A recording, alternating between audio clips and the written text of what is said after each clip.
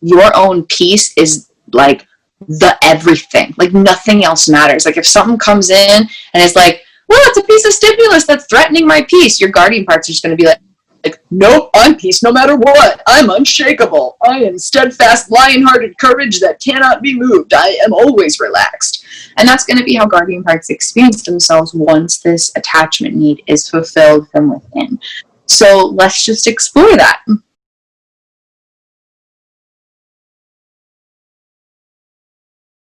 Okay. What are some things that might help you feel relaxed or peaceful or safe or secure or protected or provided for? What's one thing that you could do that might help generate those feelings? And if you don't know, I can kind of throw out some ideas, but I want to start and see what you're thinking. One thing that I think I can do is a lot of times just kinesthetic movement where I really just feel my body. I've noticed that sometimes, like when I take a walk and just really allow myself to feel the sensation of movement and the muscles that are generating movement, usually in kind of an automatic pattern, there's this wonderful feedback and feed forward sort of process that happens where I start to just feel more at ease and then more intuitive to kind of what the body is asking for in different ways. And even when I cannot like get out and do it because I have too many things kind of going on at once, just finding a way to do it without taking my walk or doing my usual ritual. Because, you know, it's like throughout this conversation, one of the important sort of accusations that I very much plead guilty to is that I have these kind of parts that are inside of me, like you were talking about, these guardian parts, and I keep getting these messages that come all the way up through my language system, like yeah, you know, you really haven't heard us. You're learning how to resensitize yourself to a lot of different feelings that you've been ignoring for a good portion of your life, but not us. You really haven't heard us now. And so it's like when I think about the ritual you're talking about, like the daily ritual, the kind of like entrainment ritual, you know, it's like one of the ways that I can do that is at a specific time, both a specific time and also when the call out comes from inside, is to really engage in kinesthetic movement regardless of whether I can do it the way that I would do if I had my druthers. You know, if I could do it just how I wanted to do it a little different and to just do it anyway. Find a way to do it, you know. I love that. Thank you so much for sharing. Something that's coming up is, and I feel like about this, which always means that I'm onto something, because I really do connect with the subconscious and unconscious energies of other people as part of just how I experience life. I always have. I really believe that your body would feel more like you if you created space for intuitive body movement in a way that's like, it's almost like a very, very slow meditative dance.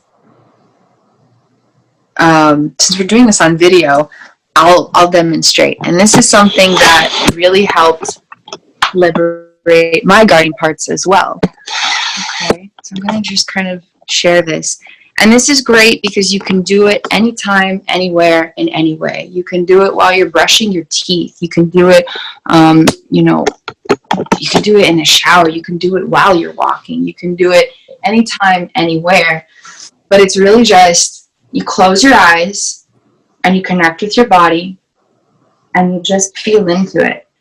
And you just notice your arm in the simplest of movements. And you just connect with the fact that your muscles are there and your muscles are engaging and your muscles are moving and your muscles are engaging. And one of the best, most powerful ways to do this is in a method that I call bilateral body movements. And this is something that helped me reprogram my brain. I did this maybe like 5 to 10 hours every day for about 2 years.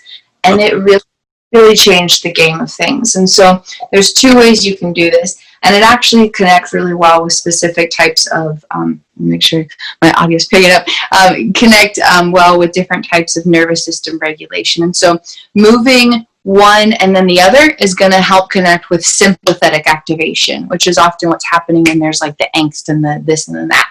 Moving where they're parallel and your body parts are doing the same thing is going to connect with parasympathetic. And so if there's any kind of dorsal collapse, that's going to be the better way to go to bring regulation.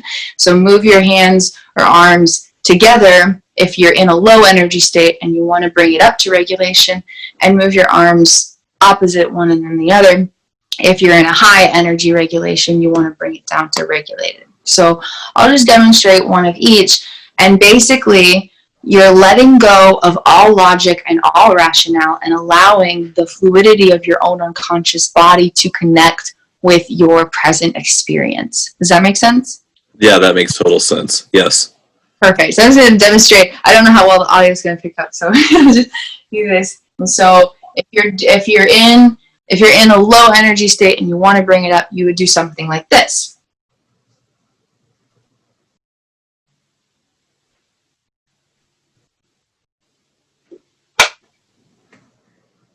And you can do it with just your arms, or you can do it with your whole body. Like I'm moving my waist a little bit. I don't know how much I can pick up.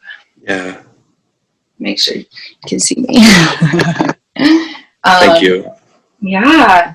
Let's move this out of the way. I'm excited to share this. This is a game changer. This was a single-handed game changer for me. And so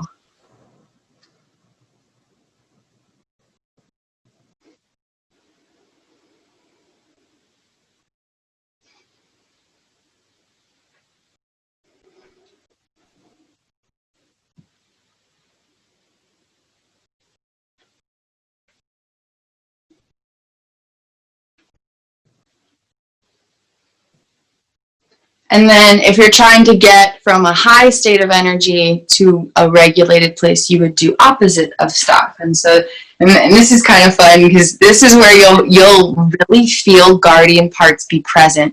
And the anger that's in them will be channeled in a gentle way, which is what they want, because you need to move the energy of the body, which is what this does. This moves the energy inside of you and helps free up space. And so guardian parts want the energy moved, but they don't know how to move it without, and so doing this helps them move the energy in a way that connects with who they really are, which is peace. They are peace, they are relaxation, they are steadfast, lion-heart courage, they are protectors of love, but they don't know that as their identity because they're in all these projections. So this helps them release the energy that's trapped in the neurobiology that's causing pain, and it helps them connect with who they really are, which is protectors of love. So they love this, they're gonna love the vibe of this, and you can really play with it and make it your own. Yeah, that totally makes sense, because so many times I work with people that have been kind of going between shut down and just, like 0 to 60, and so being able to activate that energetic, sympathetic push to get the feeling, to start connecting the wires, to get this validation for these really energetic, angry, disembodied parts. Yeah, okay, so cool, let's do this thing. Yes, I like it.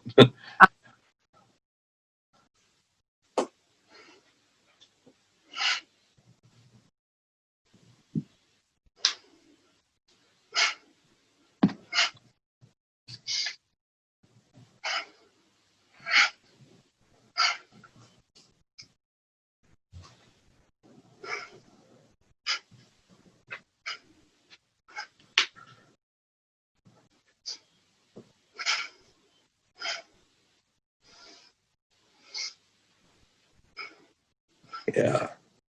Yes, I can feel that sort of intense shaking as I just do the bilateral mismatched, like non-matched, non-parallel movements. Yeah. And so while you're doing that, your observational self is going to be focused on your breath and kind of keep that in that regulated place and make sure that you're moving in a mindful way, but then the movements and everything are going to be basically guardian parts expressing themselves. And like even in that moment there, like I could feel my exhalations getting a little heavier, and guardian parts are just like, let that shit go, let it go, and there's just that little pent up energy that gets stuck in the body. And we move through days, and it's logic, and it's this, and I got things to do, and we don't create a lot of space to just kind of feel into our bodies and move the energy that's in it. Yeah, even as I do it now, it's not really in range of the camera because of the space I'm in. I meet with people from a tighter space, but it's like, oh my goodness, like the heat, the shivers, the intensity, and I hear kind of that same sort of like a feeling that talks through the language system saying, yeah, you're hearing us. Yeah, you're hearing us. Yes, this is it. And it's like sensitization during these entrainment, like doing this kind of entrainment thing, but with the sort of daily ritual, with both the parallel movements and with these guys, they really are coming up. This parts of me are really coming up with the mismatch or the bilateral, like non-congruent movements. Yeah. It's like, okay, this is how you're going to get sensitized to us. So when we show up, you'll recognize us for who we are, like in vivo, when you're with this person that's so important to you, but yet you go unconscious with them, you're just angry and you don't need to be, you'll be able to really feel us and get our needs met, because it's like those moments of anger, even though part of me, when I'm not angry, is able to say, yeah, there's just a part of me that needs something. I so don't feel it in the moment. And so it's like being able to connect with these parts with a daily ritual, like, and I love this idea of the non-parallel bilateral movements to feel the sympathetic arousal and be looking for these sort of guardian parts that are just, needing to be introduced for what they are. Yeah, we're trying to protect you from something that happened a long time ago, and even a part of you gets it, that we used to deal with this stuff and you're not dealing with it now. We still haven't been reconnected. We haven't been reintroduced into the stream of time. We're still operating under an old procedural pattern that your nervous system set up when you needed it, and we're actually ready to come back in, boss. Bring us in. And it's like, so that we can help you feel like whole again, whole and also whole with this person that matters so much. You really don't want to get mad. Well, let us feel our mad with you, Yes, absolutely. That's amazing. That absolutely warms my heart.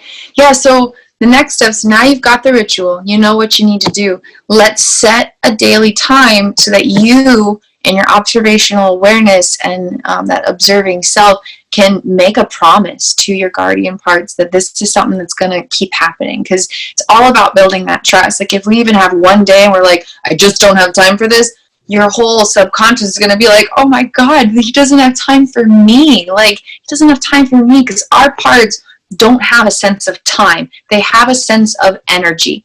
And when we do something at the same time every day, it creates an energetic pattern. It's the same way our body understands eating. If we only eat once a day, our body's going to expect to only eat once a day. And then if we try to suddenly have 3 or 4 meals in a day, our body's going to be like, where is this coming from? You're betraying me. This isn't how we do things. And your body's not going to understand how to roll with it. And so parts are like the same thing, because they're experiencing the projections of neurobiology. And so if we're trying to create a new habit or plant these new seeds or lay this new foundation, and we do it here and there, then our parts are not going to understand that we're actually trying to be there for them, because they can't feel that. It has to be daily. And if it's at the same time every day, your body will come to expect it.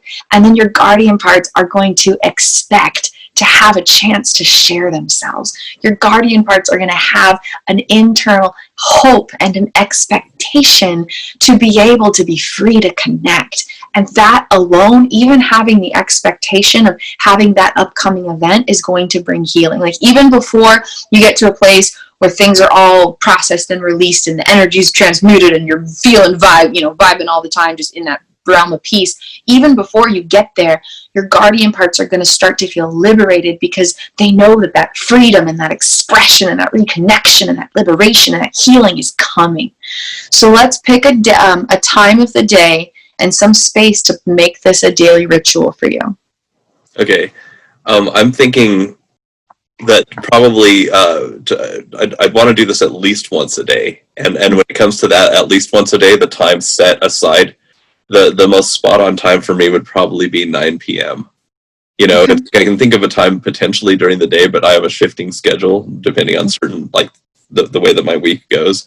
And so I might want to do another. So yeah, the other way you can do it is if it's not the same time of day, it could be the same type of piece in your schedule. So like, for example, if you have lunch sometime between 11 a.m. and 4 p.m., but the time changes, you could have it be a part of your lunch routine. You say, okay, whenever it is that I happen to be able to have a break to eat, whatever that looks like, the first 5 minutes of it, I move my body. So tied to a type of activity. Like that's great because it can be bootstrapped to, I have this every day, and so, and actually, in that regard, the 9 p.m. is still spot on. There's certain things like routines I'm trying to establish at home that, 9 p.m. is a winner, but then also I'm guessing that I'm going to look for like throughout the day, what are some things that are like fixed, because it's sometimes hard for me to recognize there are certain things that are fixed. They happen every day. And and I think that would be a really, really good time to get used to the idea of like telling these this portion of me that's not connected, like I'm gonna be here for you, I'm gonna make space for you, I have this activity where we can connect. We've already found just now with Kristen that we can connect. And so there's the 9 p.m. and then I'm going to look around for another time of day because I know I have some sort of things that happen every day. Okay. Well, let me throw out just a couple ideas, and then if you can't establish it now, that's okay. But if possible, I'd like to get something in there so it can be just a set thing. Maybe it's like late morning in general, whenever there's 5 minutes between appointments. Or maybe it's after 3 work things are done and I take 5 minutes between work tasks. Or maybe it's early in the afternoon, sometime between 12 and 2 p.m., whenever I have 5 minutes between work tasks. Or maybe it's the first 5 minutes of my lunch break, whenever that might be. Or does any of that sound like a potential slot?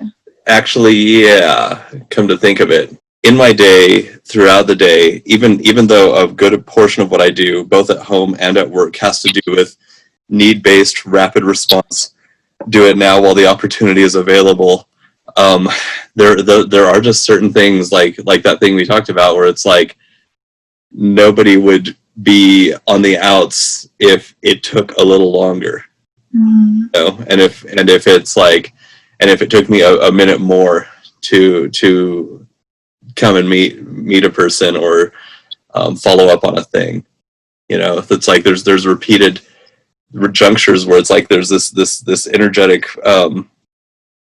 possibility for reconnection, and it was something that I wouldn't have expected, but it's like actually